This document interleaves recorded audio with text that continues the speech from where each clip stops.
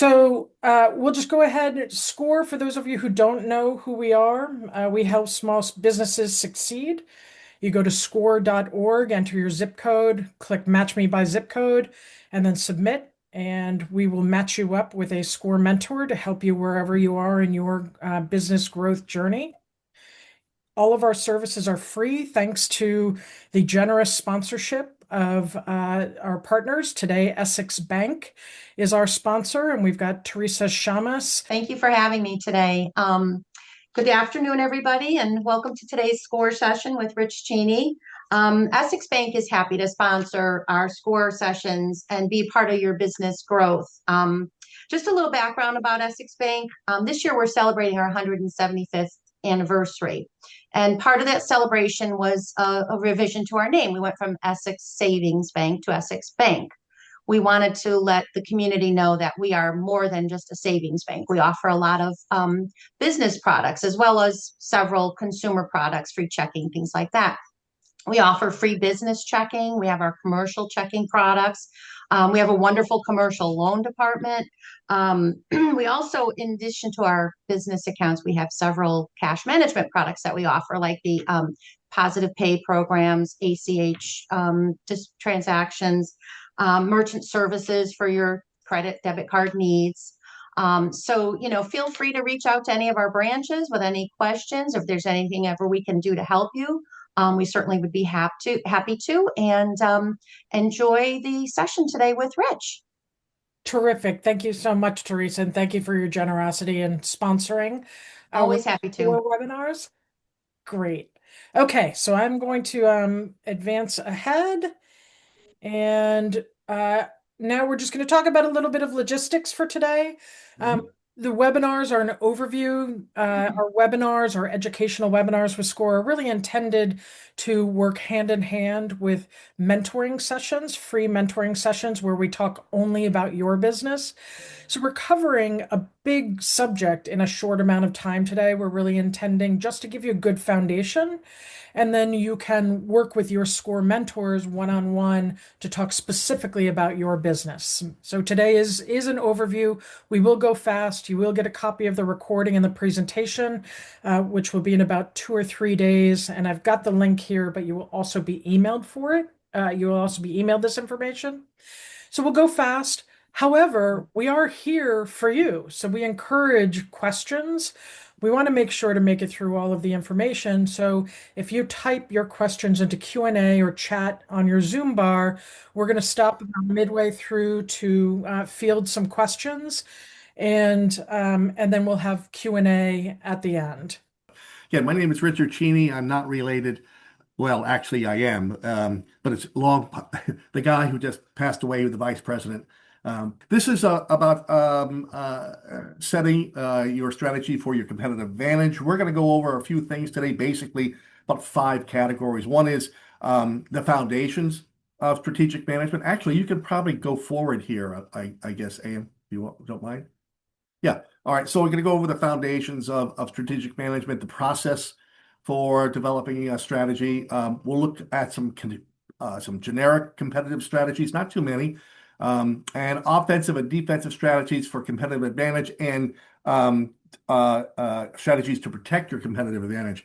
Before I go any farther, this is a huge area for businesses, and this is particularly difficult for small businesses because, in a word, they're small. But the same concepts do apply regardless of your size.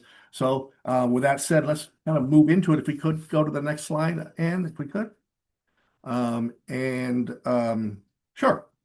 So just real briefly about overview and vision and objectives. The strategy here defines how a company positions itself, how it competes, how it achieves business success. And we also will go with the notion that a strong strategy with appropriate execution that usually signals strong, effective management. So something you want to consider as you move through the strategy process. The vision guides or outlines our future direction, and it identifies our desired market position. And that market position can change periodically as you move through your business. Businesses are fluid, and the whole process is fluid, so things are changing dramatically. It guides your long-term decision making with respect to your vision. When you're setting objectives, you really want to set measurable financial and strategic objectives. So when it comes to financial metrics, we're talking about profitability, return on assets, return on investments, cost reduction, and the like. The strategic metrics, we would talk about market share, and one that's kind of amorphous. It's difficult to identify, but it's critical, which is customer satisfaction and competitive strength. Again, here, how do you define competitive strength? It's easier said than done. So with that in mind, let's move to the next slide if we could, Anne. Oh, I think we went. Can you go back one? Or okay. All right. Well, let's go back one. Go forward one more time. The next one. There we go. Thank you. So, let's talk about developing the strategic vision, management view of the kind of company it is trying to create and the kind of business position it wants, which is its strategic vision. All right. The vision is a prerequisite for effective strategic management. I think we've already set that. The setting of objectives, what we're trying to do here is, again, converting managerial statements of a vision into a specific performance targets. We mentioned before, return on assets, return on investments are just two that come to mind immediately. But when we talk about strong strategic performance, we're talking about increasing market share, and it's difficult sometimes to identify market share because you have to identify the size of the market first before you can identify your portion of that market. And since it's fluid and changing, that's a difficult thing to do, but it's worth the attempt to put that together. We want to talk about overtaking competitors or certainly competing with the competitors, improving customer service, and in general, just improving the overall reputation of the firm. That's all part of the strategic management process, to developing strategic management and the like. So let's move on, if we could, to I think next slide too, if we could. Here we go. Crafting strategy and approaches and so on. I want to actually move to the next slide if we could, and I think that's a better slide.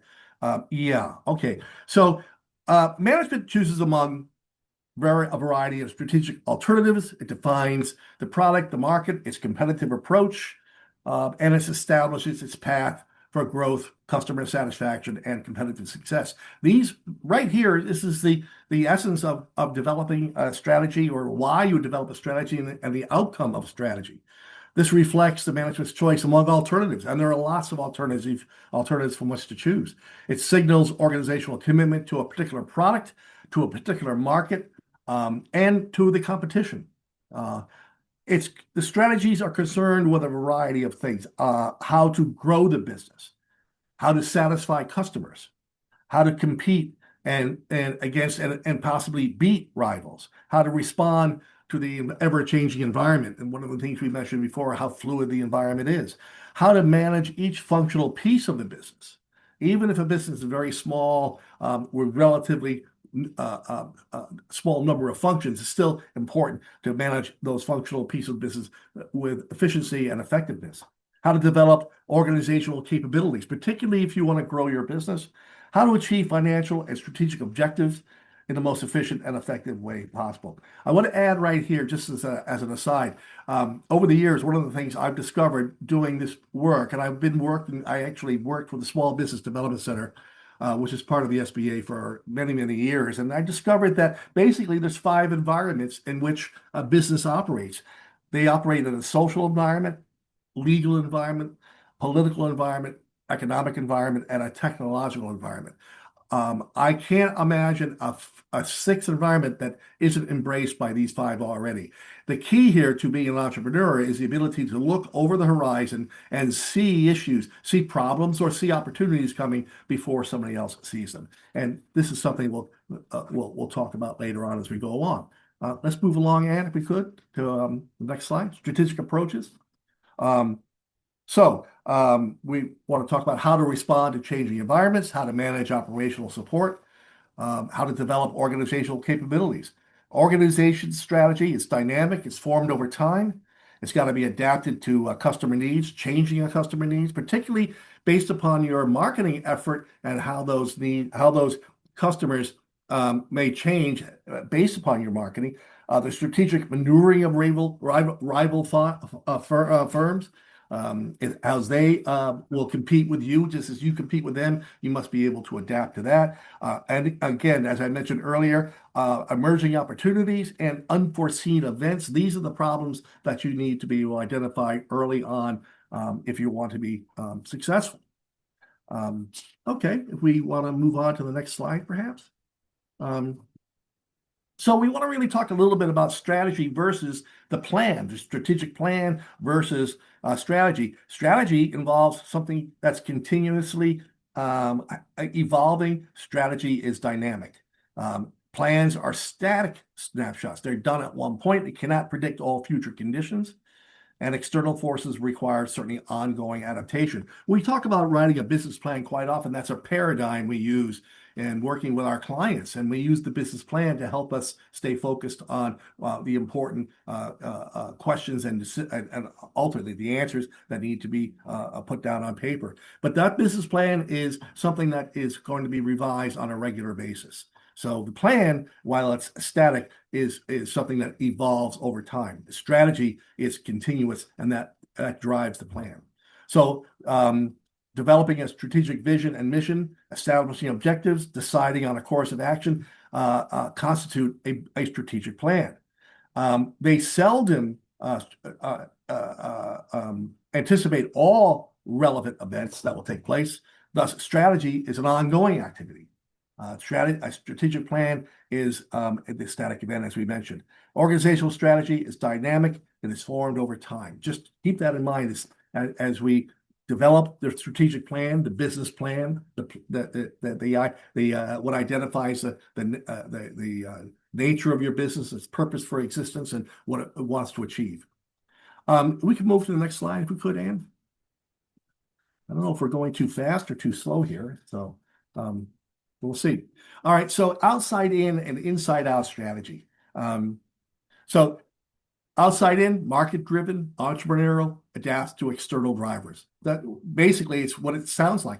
You're responding to what's happening in those environments I mentioned earlier. I'll just give you a case in point that comes to mind immediately. I had a client who owned probably 300 to 400 vending machines along the coast from basically Old Saybrook towards New Haven. And to give you an example of what I'm talking about is that he made about 35 to 40% of his gross revenue on the sale of cigarettes, which we all know can't be done today. Well, at the time, the government passed the law, you can no longer sell them in vending machines. He wasn't aware of this. In other words, he wasn't looking at the at the horizon and seeing this coming. Now, the good news is he survived. He had to lay off about half of his staff, and eventually he brought them back. But it was a pretty big fear that came over him when he didn't realize what was happening. So the inside out, that's driven by internal politics, risk avoidance, being less competitive. So the successful strategy blends both internal and external market forces. Basically, on the outside in strategy, what you need to do, company managers must keep their strategies matched to outside drivers, which requires that entrepreneurial flair. That's what I was kind of referring to with the 5 environments, looking over the horizon, seeing problems that arise before they become problems, and seeing those opportunities. On an inside-out strategy, the lack of an entrepreneurial flair will result in strategies that are heavily dictated by inside considerations. That is, whatever is generally acceptable to political coalitions within the firm, as well as what is safe organizationally and with respect to one's career. With that comment in mind, it doesn't seem to imply or refer to a very, very small business, a business that has developed and is continues to develop where career issues are taken into consideration, political issues within the firm and the like. Those things are internal drivers and need to be taken into consideration. Seldom are these inside out strategies market driven or consumer driven, and that is a problem. Your strategies really need to be market and competitor. I'm sorry, consumer driven, and with the competition and taken in mind. Doesn't mean that you don't take into consideration internal politics and the like, but you have to be aware of what's going on outside the firm. Okay, let's move on to the next slide, Anne, if we could. Okay, actually, these are the four generic competitive strategies I want to get into with a little more detail here. I guess, Anna, this is a good point. If there's any questions we have that maybe I could look at the chat, or are there any questions we should address, or we can move on? What do you think? Dave, do we have any questions in the chat? I've got Karen saying there's an echo. Karen, would you mind uh, indicating if you still hear the echo? And I don't see any questions so far, Rich. Okay, all right. Can everybody let us know, are we going too fast? Are we need to slow down, or is this just right? So if you can type that into Q&A or chat, that would be terrific. I think at this point we're starting getting into a little more detail. So I'm looking at the time. I'm keeping an eye on the time, and I think we'll be okay for the time being. So Perfect. So let's talk about the four competitive strategies. So I think we should take into consideration a couple things. One, a company's competitive strategy consists of business approaches, its initiatives to attract customers, fulfill expectations, withstand competitive pressures, strengthen the market position. The core of the company strategy consists of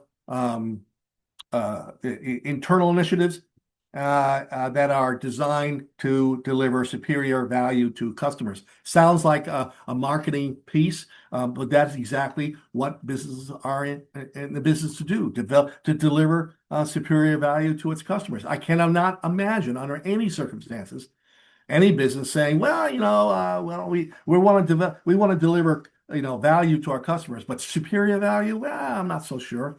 Does it have to be superior? I doubt that will ever happen. Certainly would never happen if I were consulting with a business like that. I think it consists of offensive and defensive moves on these generic competitive strategies.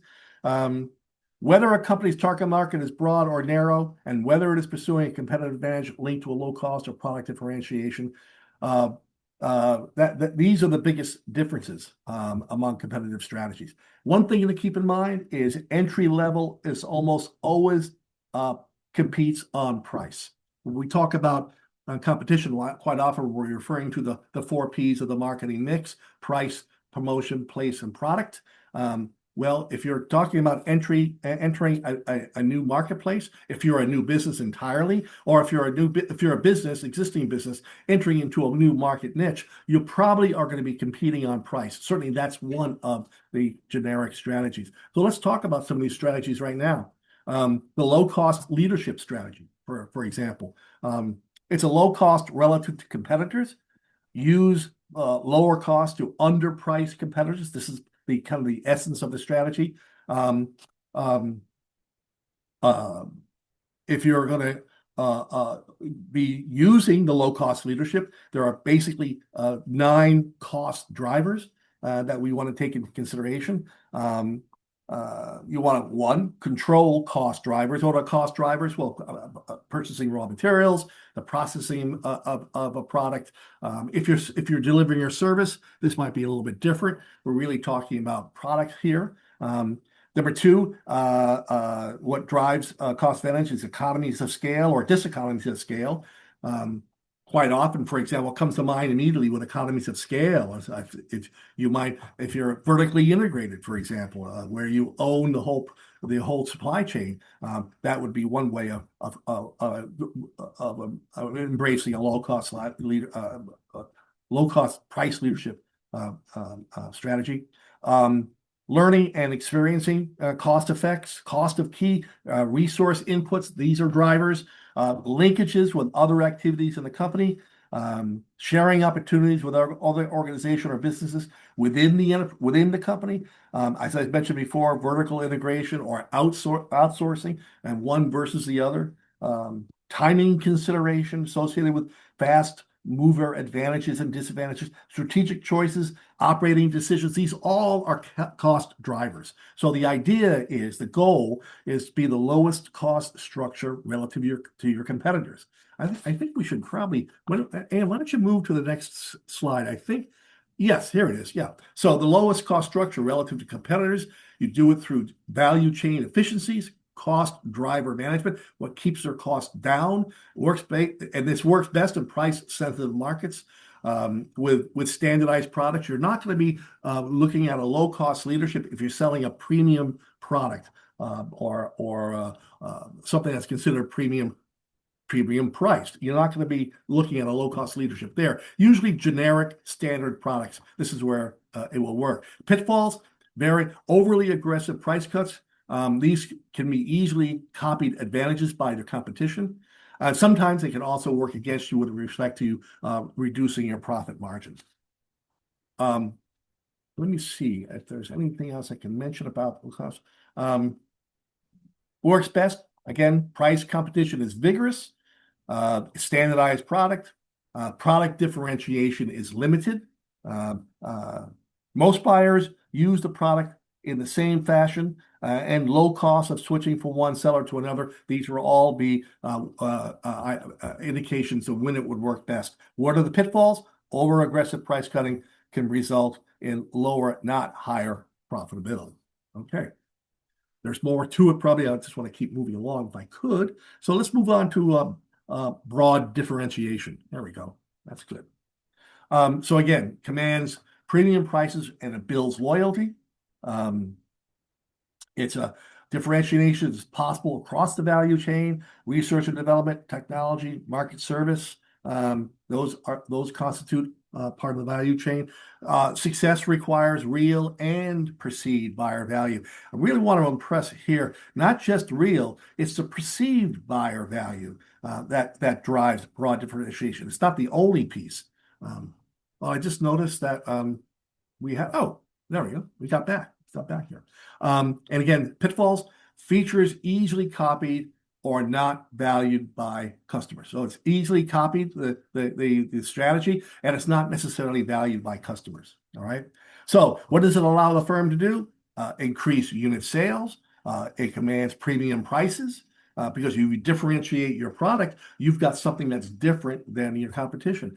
I remember when I was really young, because I think I'm old enough now to remember there was a product called Duz, D-U-Z, and it was used to clean. It was a powder you put in your washing machine, and they differentiated the product one day by adding, and this is, I'm not kidding, this is they added dirt gobblers. That's what they said on television, at least. And these were blue and green little specks that were in the white powder. What I found out was that the blue and green was just a dye, and they were all the same. But it differentiated the product, and people perceived the quality of the product and the quality of the wash as a result. It was better than the original product. So they really just, all they did is added differentiation in the minds of their customers. Let me see. Achieving the cornerstone of a differentiation strategy is creating buyer value that's unmatched by rivals. All right. Incorporates features that raise performance, incorporates features that enhance buyer satisfaction, and the competition can't compete on those capabilities as a rule. Now, the problem here is that I don't want this to. I'm not trying to suggest that this is how should I put it, cast in stone. A product differentiation is, I think, something it can be rigid, but it can be soft. I mean, in other words, it's not likely that a competition can't respond to a broad differentiation strategy. But likely, usually, if it's done properly, it can't, or at least not in a timely fashion. Um, Let me see. All right. Let me see. Real and perceived value and signals of value. These are the important things. Uh, the signals of value are as important as the actual value when the nature of the differentiation is subjective. The buyers are making first-time purchases. When buyers are unsophisticated. Those are typically the signals of values that identify broad differentiation strategies working. Differentiation, however, often raises costs. And entry barriers in terms of customer loyalty can be can indicate that broad differentiation strategy at the outset may not be appropriate or may not work. If it does fends off threats from substitutes, and it works best when there are a variety of ways to differentiate the product. Where are the pitfalls? Doomed to fail if competitors can copy quickly. If they can't copy quickly, but they do copy, the idea is to keep ahead of them with continued product differentiation to stay ahead of the competition. All right, let's move to the best cost provider if we could. Yeah, there we go. Best cost provider strategy. It's a hybrid, low cost and strong feature performance strategy. Delivers more value for the price, requires ability to produce higher quality at lower cost. The aims at giving more value, the aim for this is giving more value for the money. It combines low cost with minimally acceptable quality, service features, and performance. The aim is to become the lowest cost provider of a product or service with good, excellent attributes. Okay. I think we can move on to the next, if we could. To focused niche strategy. So here we are serving a relatively narrow segment, better than the competition. Sometimes the focused and a niche strategy can be combined with a differentiation strategy. But again, the key here is to identify a narrow segment and just be better than any of the competition.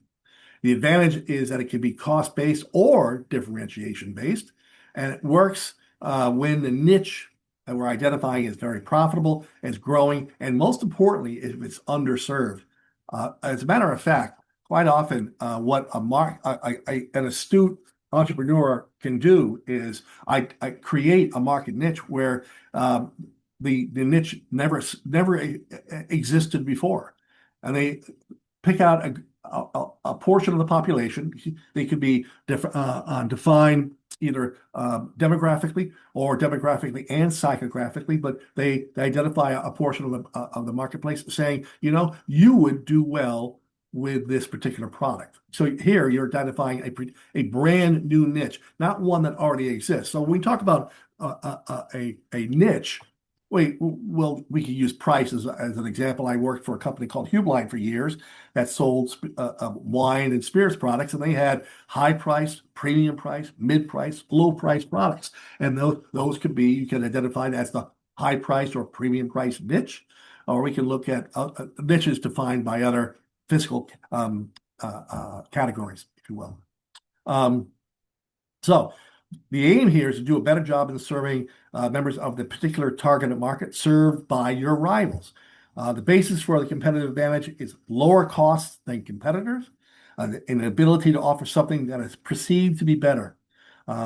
So again, identifying underserved or a non-served market is the key.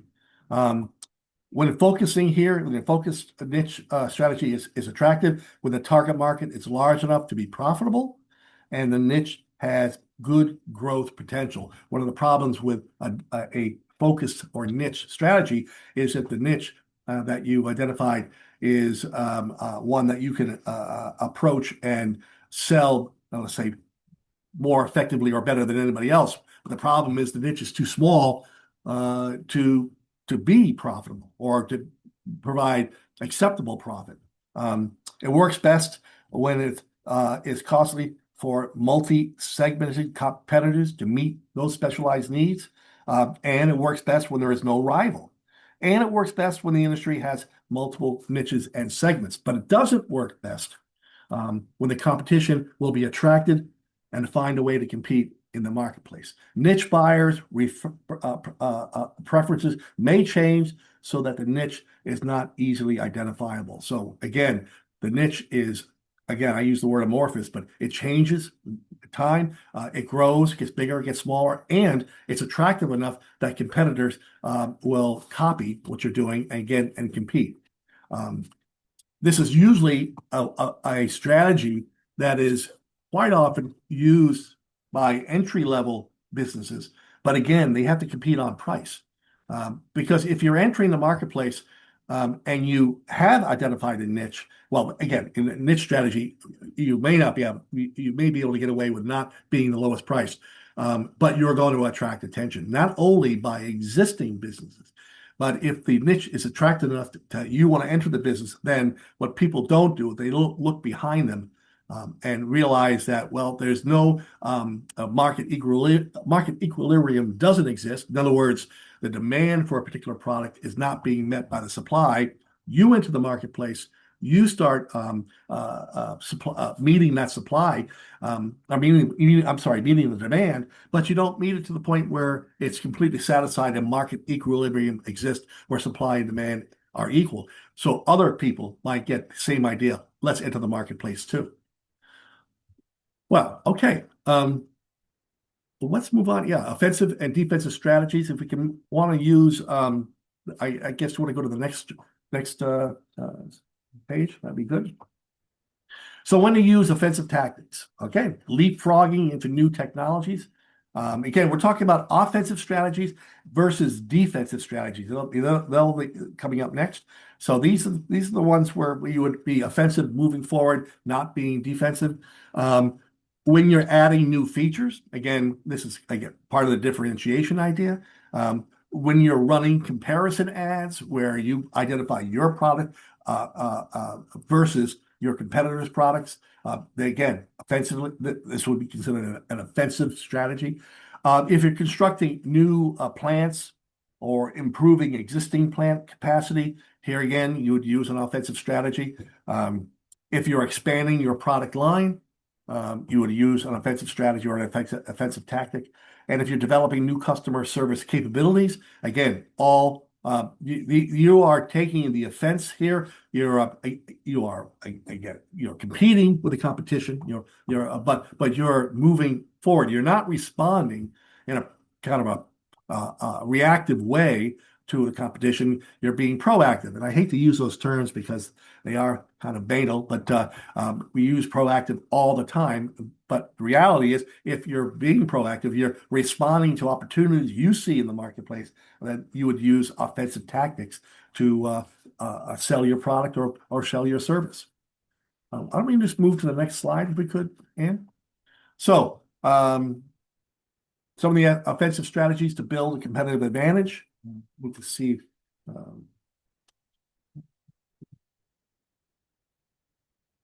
Okay. So again, we have 4 here: matching or exceeding competitor strengths, multi-front or simultaneous initiatives. And by the way, I'll mention that can be pricey. It can be costly, but it can be very, very effective. The end run or guerrilla offense we'll talk about a little bit here.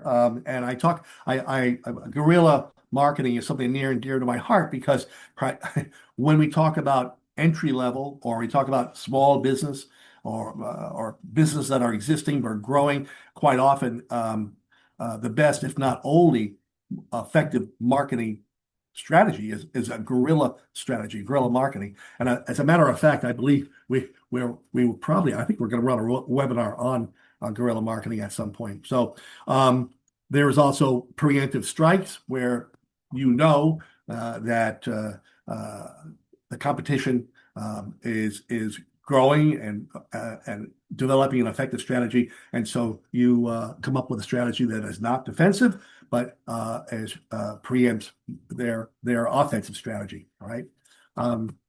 So let me go ahead and yeah, that's the good one. Yeah. So offensive You've got a slide on each one of these. Do you want me to go advance through? yeah, actually, I could, well, we could stay. Yeah, I'll let you know. Let's stay here for a second, Okay. and then I will move on because I think we can move along fairly. Actually, we're, yeah, we'll have plenty of time for Q&A. I think we're going a little faster than I originally anticipated. So why don't we just stay here for a second?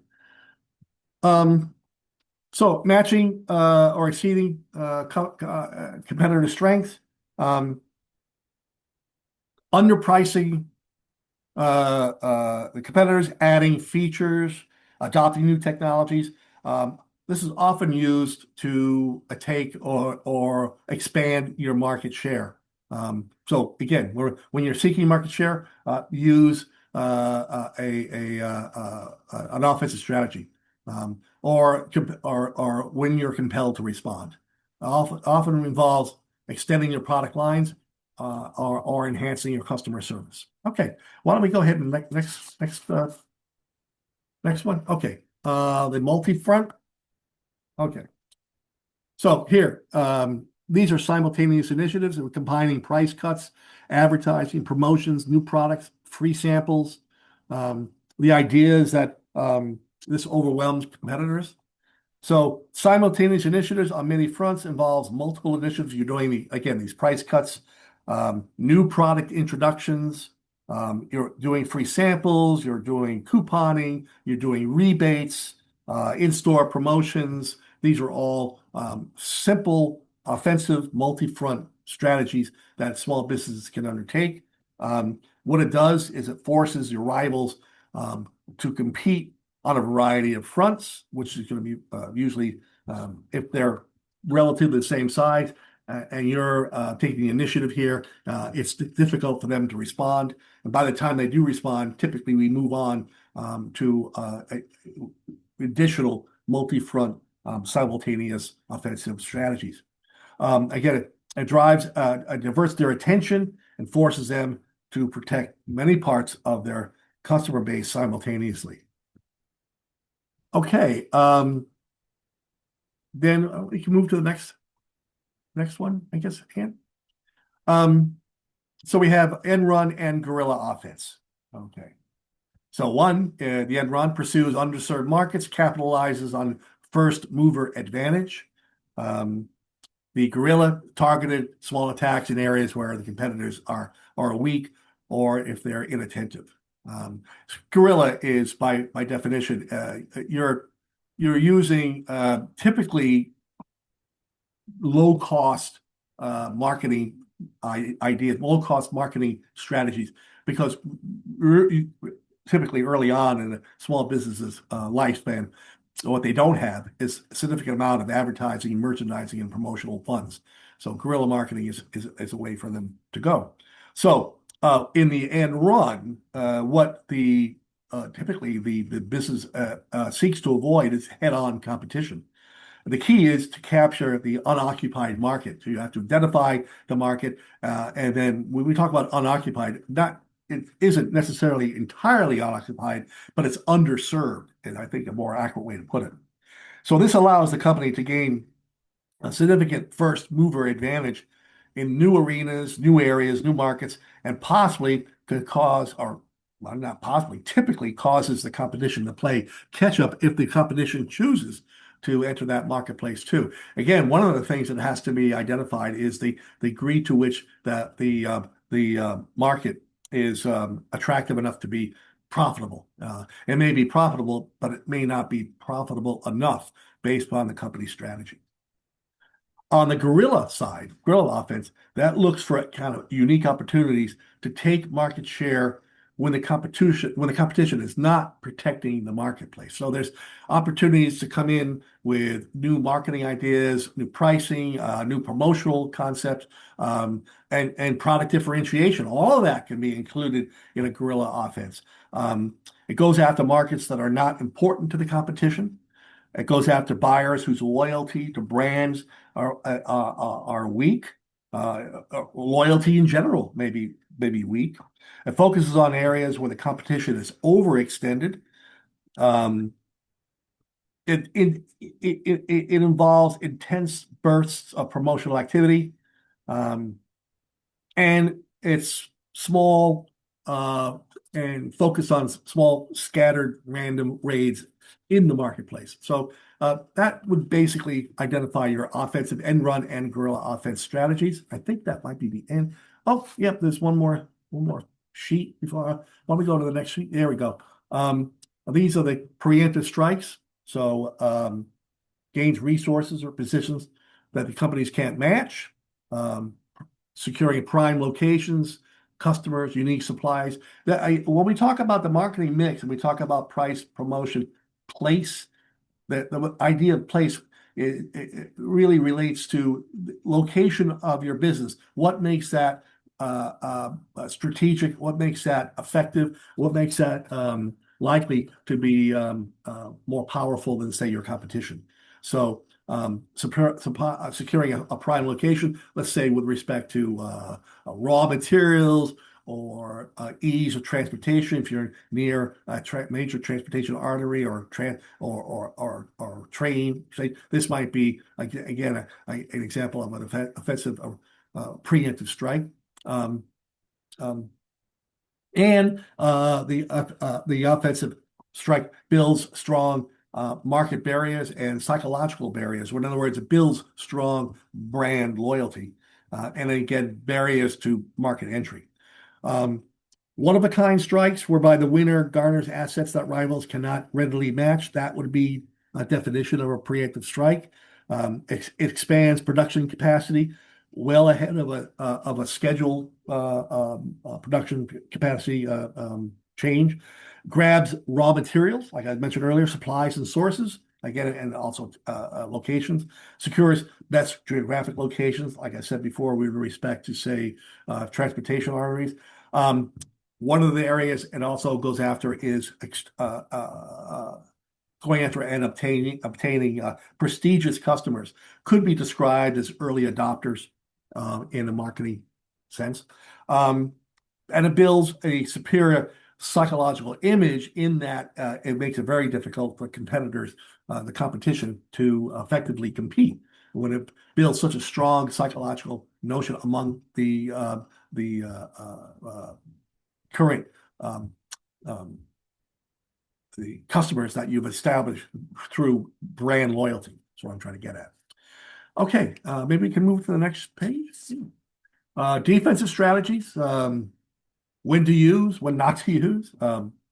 So what's the purpose of a defensive strategy? Defend it protects your market position. It deters challengers. Reduces the likelihood of an attack by competition. Minimizes the damage of the competitive moves, and signals certainly a readiness to retaliate on your part if the competition were to strike. Okay. Let's see. Hold on. If I'm see.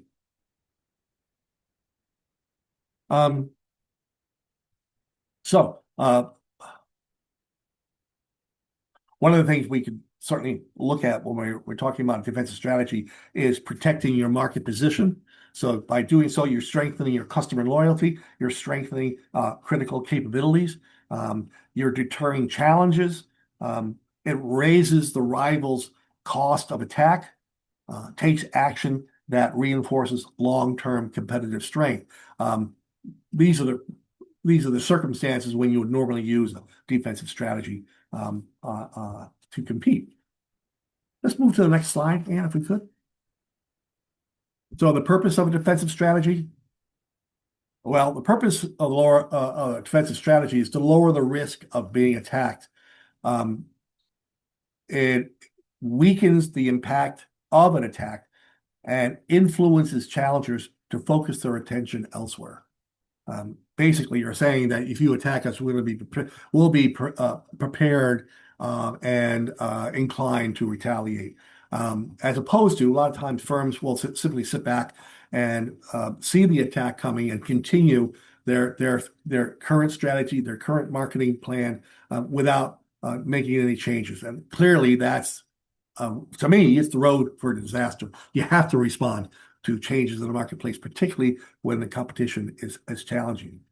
A defensive strategy helps fortify a company's position in the marketplace. It helps protect its valuable resources, and it helps sustain the current competitive advantage that it might currently have.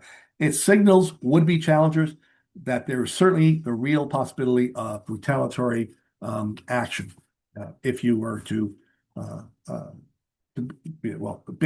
that's the purpose of a defensive strategy. And I think that we have here, yeah. I think you can go to the next slide, Ann. I think we're right near the end. Yeah, protecting your market position. So this is basically straightforward.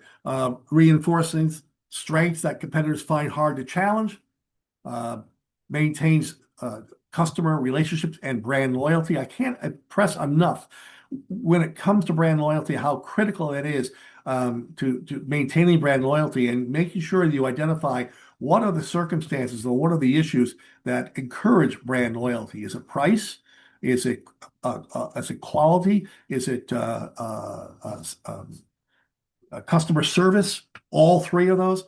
It's important, if not critical, to certainly identify these are the areas of our strengths.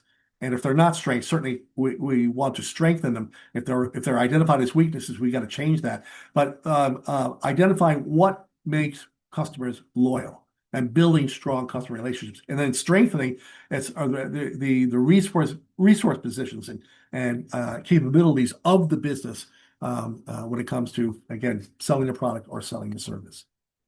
I guess we can go to the next page, deterring challengers. Yeah. Again, these are, again, it's very, very straightforward. You're sending a message that retaliation is not just possible, it's likely. It's inevitable. I think the companies that take the position that retaliation is possible, it's not nearly strong enough a term. They really have to come back to make it clear to the competition that retaliation and change will happen. Strategic investments that raise competitors' cost of attack, that will deter the challengers, and any actions aimed at long-term competitive action will again deter challengers. So I think, again, as I mentioned, if I mentioned this once, I'm sure I did, I'll mention it again.